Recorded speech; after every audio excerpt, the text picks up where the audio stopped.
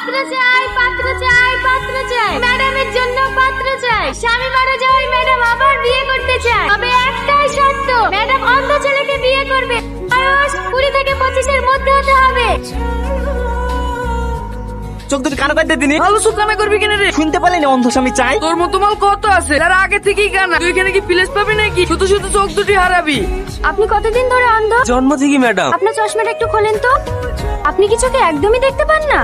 না madam, sorry madam.